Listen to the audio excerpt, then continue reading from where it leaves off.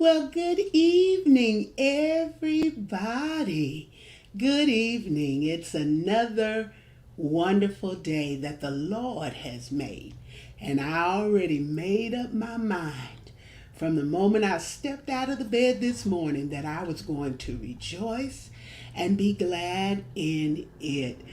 It's another Moments with Mama Sue, and I am Mama Sue Roseberry, and so glad to see all of the family rolling in for this episode of Moments with Mama Sue.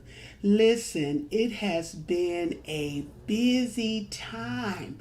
And I know most of you are starting to get ready for the holidays. So I am just more than happy that you found time in your schedule to meet me here for Moments with Mama Sue. That means so much to me because connecting with you is really the best part of my day. If you're joining us, be sure to jump in on the conversation that's going on in the comments thread. I know that Lori is out there greeting everybody, our official greeter, Lori Williams, and I've seen so many of you all coming on early. Chucky's there, my son from Shreveport. Everybody, it's just good to see you, and we are grateful to the Lord that He has allowed us to come together one more time. Ooh, I feel that in my spirit, but I am grateful. Maybe I'll sing a little bit of it before we get off. But the main thing is to just meet and greet one another and keep the positive conversation flowing and keep the good times going. If you're joining us for the very first time and you haven't been on a Moments with Mama Sue, then be sure you let us know in the comment thread. And then please and share. Like and share. Tell somebody else that we're on live because we want to grow our numbers. Today we are going to have a wonderful, wonderful conversation.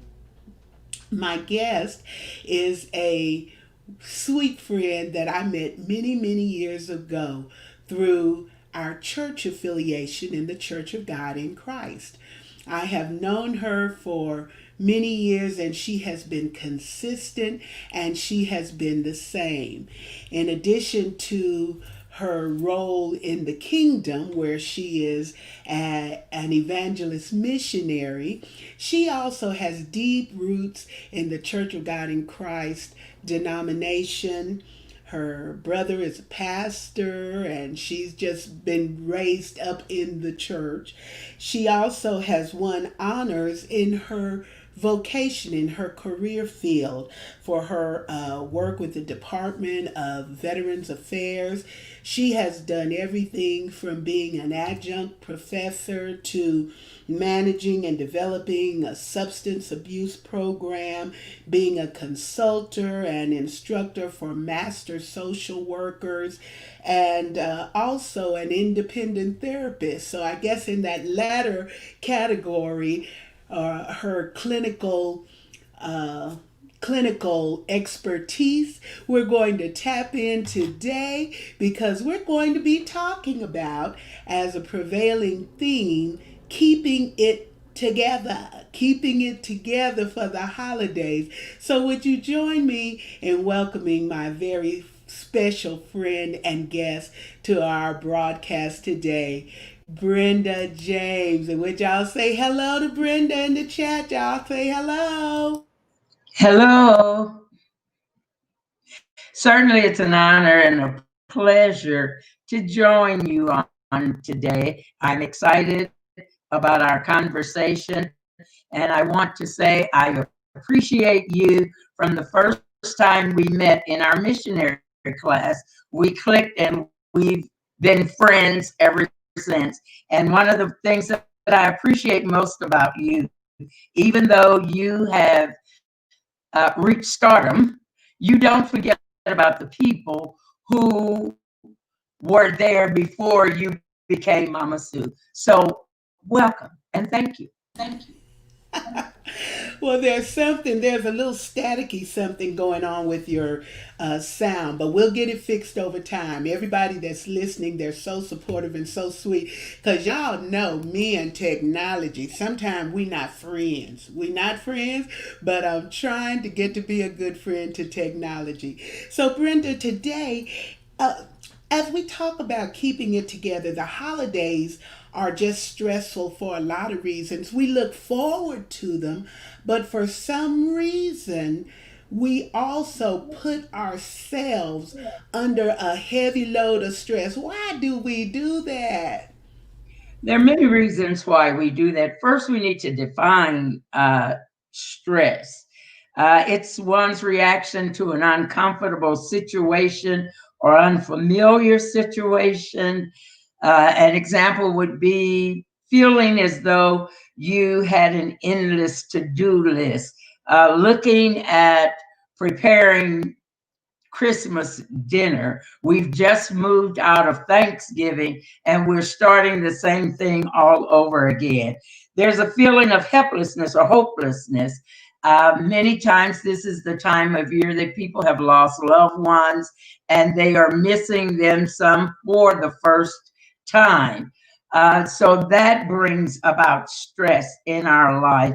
And the other thing is simply not knowing how to what we think is please somebody else. But those are some of the reasons, or that is what stress is. Well, part of the problem, I think, too, wait a minute, there we go. Part of the problem, too, is that quite often we want to be perfect. But are there any perfect people? No, No, there are there. not.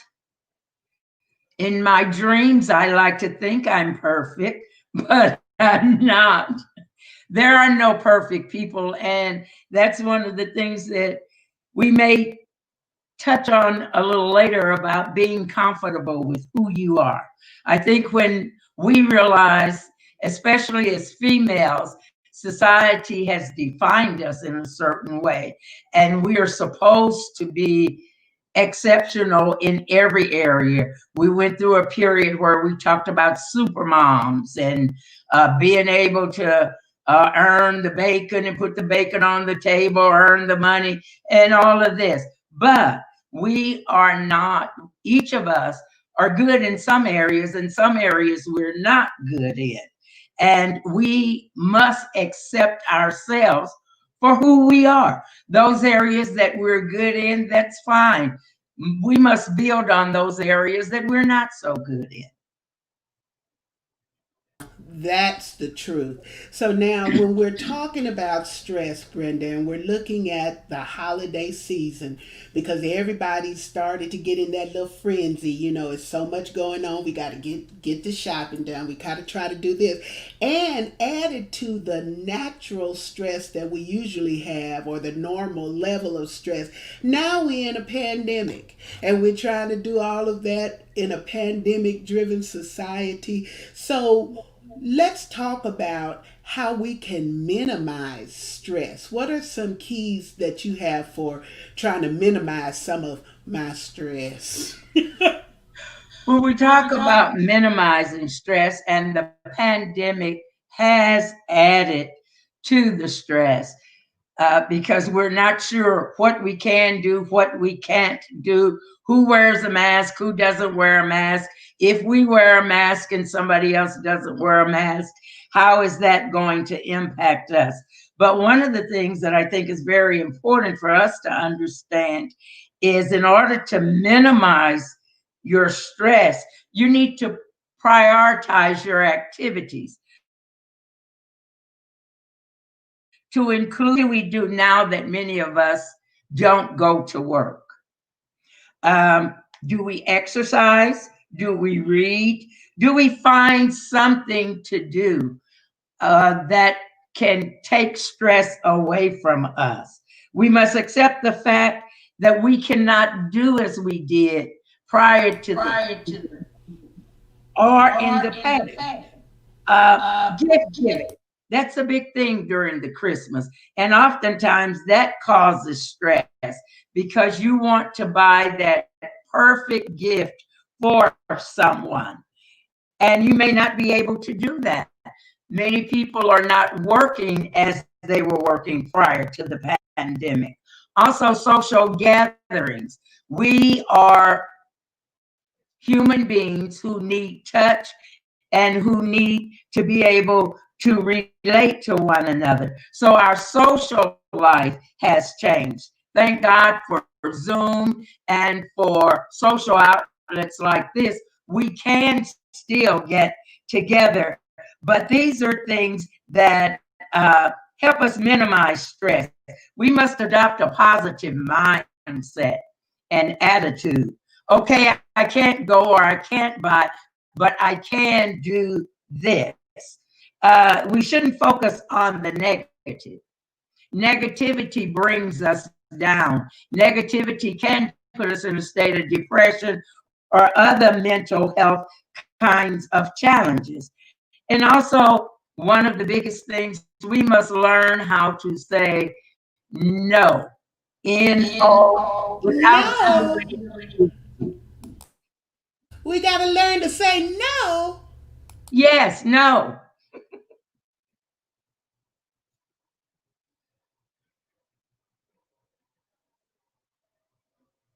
Hard. It is so hard to say no. And a lot of parents, grandparents, adopt that feeling that we have to get those children those things that are the hot ticket items from the store, whether it's the PlayStation or the little gremlin or whatever it is, or the Barbie or whatever it is. We really feel under some kind of pressure to get this stuff for these kids, and we will put ourselves under all kind of stress trying to make it happen. Well, one of the things that I think about often is our children. What does a 3 year old, 4 year old, 5 year old know about some of the things that we are getting them? When my children were young, we got the doll houses and all of that. Well, we had played with the little kitchen set. We had used the little ingredients that they had included. So a lot of times people buy things that satisfy them. My children aren't going to love me if I don't get this or that. They're going to love you either way. It's us who put the pressure on ourselves. One time, my kids were talking about running away. And as a good therapist, unconventional, they lived right down the street. We lived down the street from the high school, and they wanted a car. And no, you don't need a car. 16 doesn't equate a car. We're going to run away. Okay. When you run away, when you come back, it's going to be a blank lot. I'm going under the witness protection plan. So when you run away, you'll never find me again. So did they run away? Oh, no. Please. But that brought up another key point, because sometimes when we're under stress, now that's not to minimize the fact that there can be really pressing situations that will cause you to suffer mental anguish in some way. And if you need help, if you need to speak to someone, if you need to seek professional help, you should do that. And I think that a lot of times, especially in the African American community, there's such a stigma about getting help or getting support for mental health. Can you talk about that a little bit? Yes, first of all, seeking clinical support or seeking help from a professional doesn't mean that you are crazy. Crazy, like we define it. The people who stand at the on the corner and stop to talk to the stoplight or the stop sign.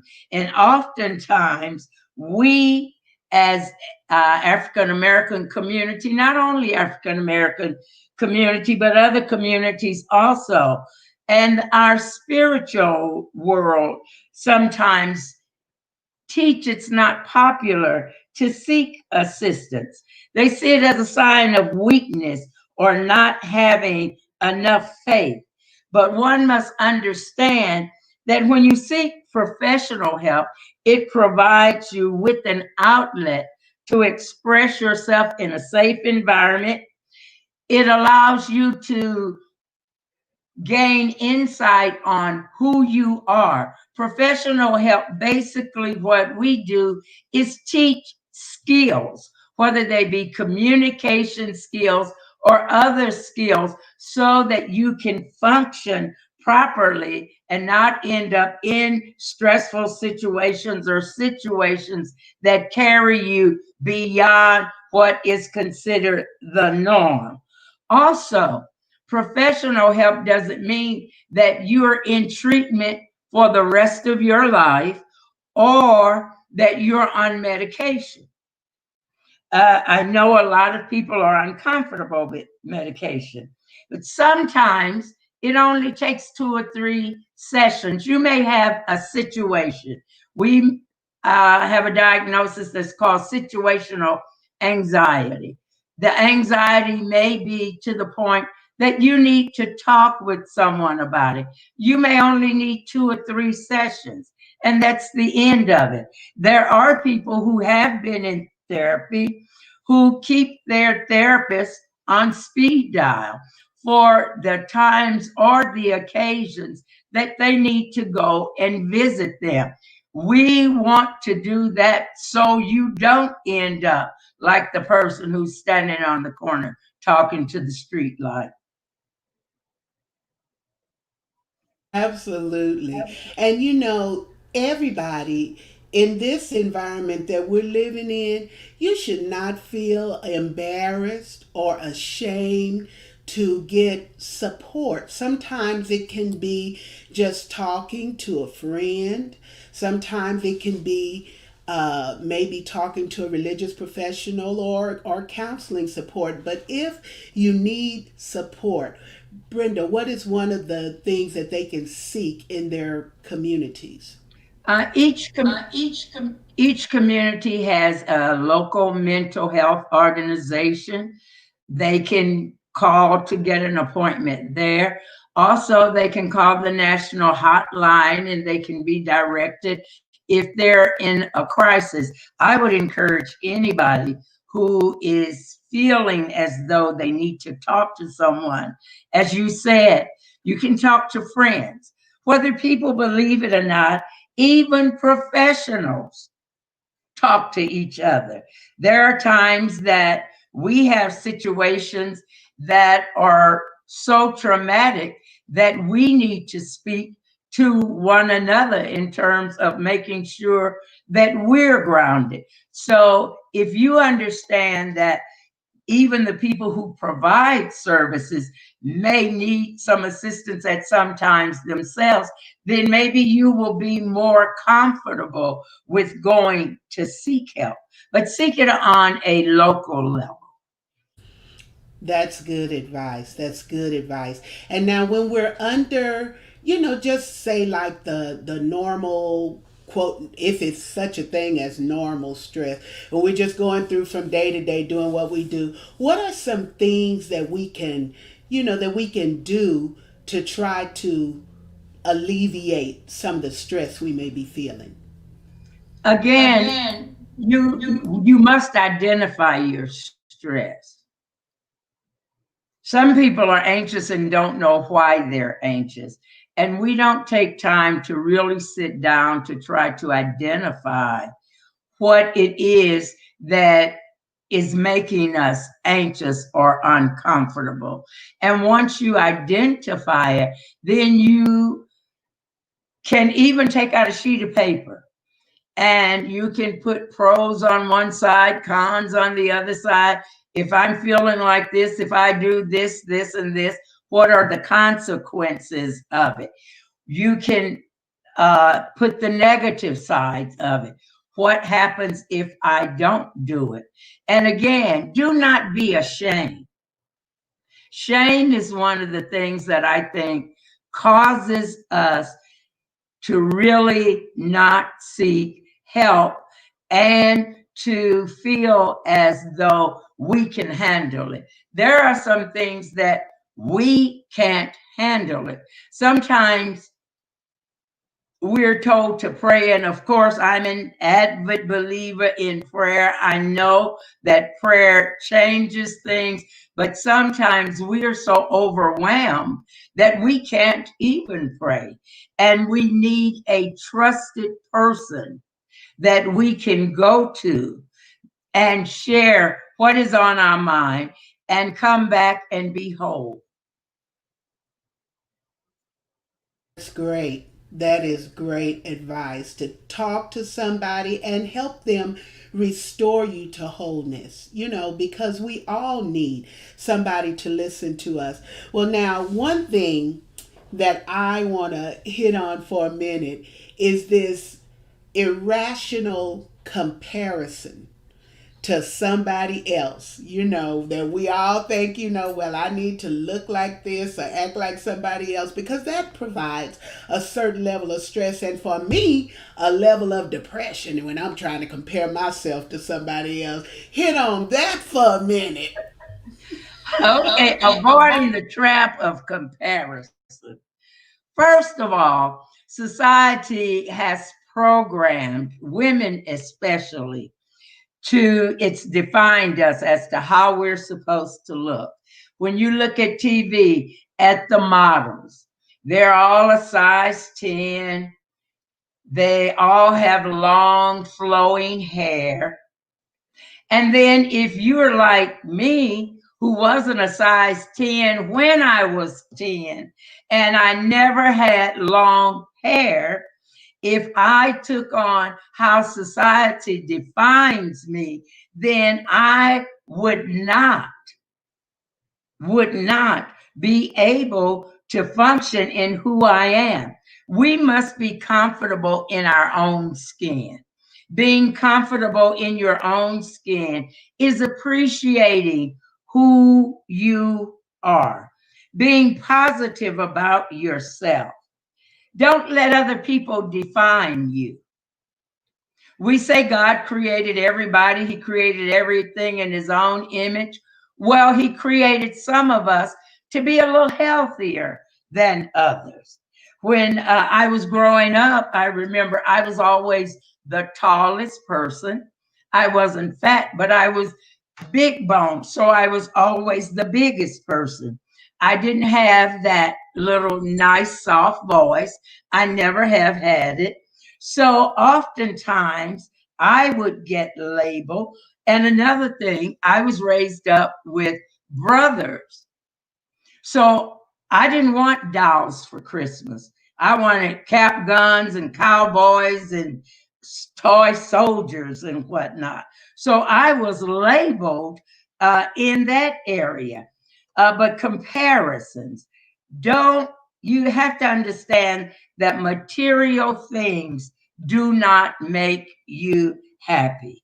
Oftentimes we look at what other people have and we coveted those things, which is wrong.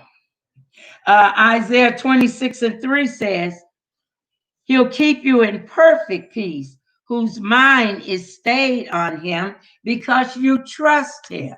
If we keep our mind on Christ, trust Him, then the scripture says He will give us the desires of our heart. On a practical level, when we talk about comparisons, we look at little children. What do we do with our children? We buy them things like Jordans, Polo, Nikes, other name brand, Louis Vuitton, Coaches.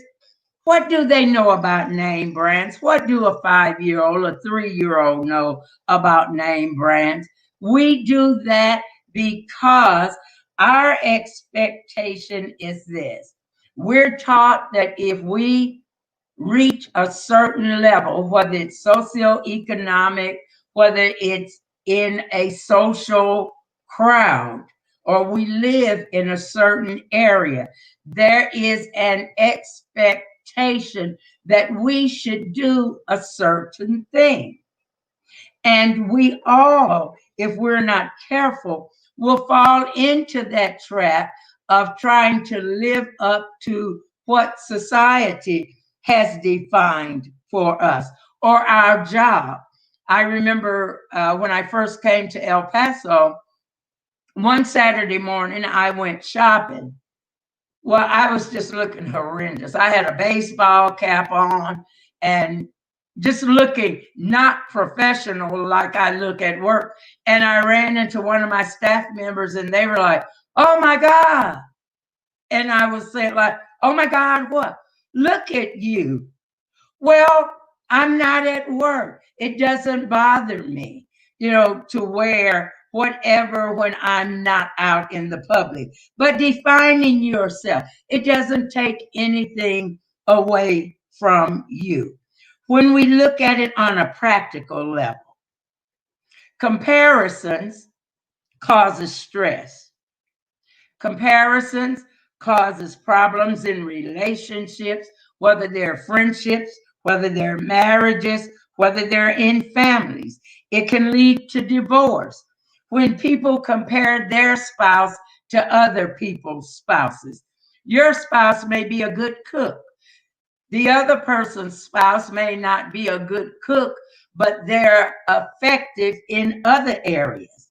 It can lead to bad credit because if you can afford material things like the other person has, then you may go to the extreme financially.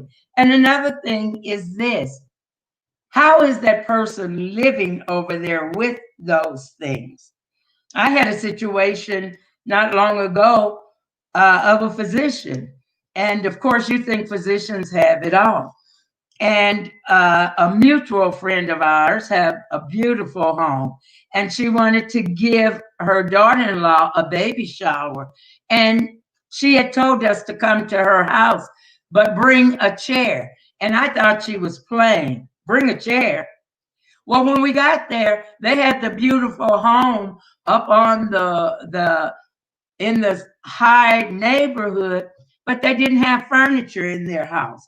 So you don't know what people have behind closed doors. It can lead to bankruptcy. It can lead to suicide because we get so caught up into unhealthy thinking. We call it stinky thinking because you start focusing on that and that's all you focus on. You're not satisfied with what you have, with what the Lord has blessed you with. So we have to be very careful that we do not fall into that trap. That's good for all of us because even though we know this with our mind, sometimes we let our hearts be all pulled into different things that have us emotional and thinking that we need to fit a certain mold when the Lord, by unique design, made every single one of us different and exceptional in our own way. Listen, I want to give a shout out to everybody who's on here today. Some of you for the very first time. We want you to know that we are excited about you being here and we appreciate you joining Moments with Mama Sue. We want you to tune in every first and third Monday at 6:30 p.m. Central Standard Time. And I have one thing to do before we get off the air. I started on the other night making love connections. I started making love connections because there were some men in my life. I just had too many of them. And they are, I'm a large woman, but it's not enough for me to go around for all of these men. It's too many men. And I decided that I was going to have to let some of them go. So the one that I'm going to let go tonight is so precious. Look at him, y'all. He is so cute. Look. But I have no idea what his name is. He has on a beautiful chark I would say chocolate brown scarf accented with gold, and his little cap is lined with fur. But he needs a name. He needs a name. None of these snowmen had names. So you all come up with a name for him. And then I'm going to try to find him a love connection for somebody that can come up with a name for him so we can send him to a good home. We can send him to a good home. He has been part of my collection for many years, but he needs to go somewhere where he can have a place of prominence and he won't have to be put back in the storage with all of my other collectibles. So I thought this year I could give them a name and then send them on. Come on, y'all ain't coming up with no names in the chat. I see one said white chocolate. What do y'all think is a good name for this little fella? And while we're doing that, let me tell you that coming up with me, there's going to be a Christmas concert. Some of you have been saying, Mama Sue, when are you going to do a concert? When are you going to sing? So I am going to do a Christmas concert on Christmas Day. You'll be able to tune into YouTube and see it, and there will be tickets on Eventbrite in the next week. But we want you to participate. If you have been wanting to hear me, this will be your chance, and you'll get to hear my talented family, because that's the only folk I can be around is just this little clutch of people. So we're going to do it, and it will be from my home to yours, from my heart to yours. Teresa is saying flakes. I got a white chocolate and I got a flakes. Y'all throw it up there. Those are the two names. What do you think his name should be? Because he's going to a new home. We gave away 5 on the other night during our live. We had one named Sydney, Oliver, Mr. Winters, Cool Dude, and I've forgotten the other one's name. One other one that was given away on the other night. Oh, Linda said Marshmallow Man, Mellow Man, Mellow Man, Mellow Man. All right, so we want you all to be looking forward to the Christmas concert, and we'll choose a little name for him, and we'll send him on off to a new home because he is so cute. Did y'all see the designs in the back of his cap and his little fur trim? He is sharp as he wanna be. Little snowman, snow creature. We're not sure it's a man. He had a little bell in his hand.